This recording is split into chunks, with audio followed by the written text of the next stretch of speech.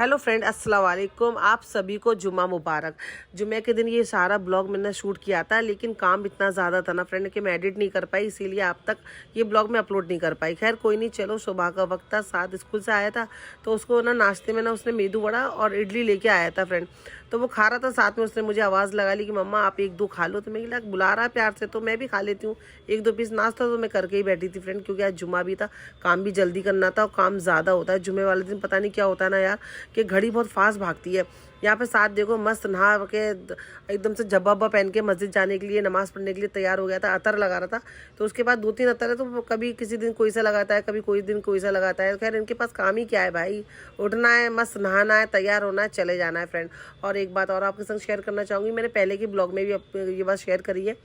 जब भी आपके घर से कोई नमाज़ पढ़ने जाए, खासकर वो जुम्मे का दिन हो, चाहे वो बच्चा हो बड़ा हो कोई भी हो, आप ना प्लीज़ खाली हाथ मत भेजा करें। जो भी आपकी हैसियत है आप पैसा दे के भेजा करें, क्योंकि जब हम किसी के घर पे जाते हैं तो जाहिर सी बात है गिफ्ट लेके जाते हैं। और अब तो हम नमाज़ पढ़ने के जब हमारे घर से कोई जाता है तो अल्लाह का घर होता है, तो खाली हाथ ना भेजा करें। वो पैसे क्या होता है ना, मस्जिद के काफ़ी जगह पे काम में आते हैं फ्रेंड, तो वो उससे आपको भी सवाब मिलेगा। तो इसी तरह से मैं जब भी साथ जुमे की नमाज़ पढ़ने जाता तो कुछ ना कुछ जो मेरी हैसियत होती है मैं उसको साथ में भेजती हूँ, ताकि उसको ये आदत बनी रहे। और यहाँ पे जुमे के बाद, नमाज के बाद मैं पंसूरा पढ़ ली थी। और जो खास स्पेशल जो आयतें होती हैं, जैसे कि सूरत जुमा हो गई, मुल्क हो गई, वो पढ़ी जाती है, वो मैंने पढ़ी थी। और सबे महराज भी थी ना फ्रेंड, तो मेरे पंसूरे के अंदर सबे महराज में क्या क्या पढ़ना चाहिए वो सब लिखा था, तो मैं वो भी देख रही थी।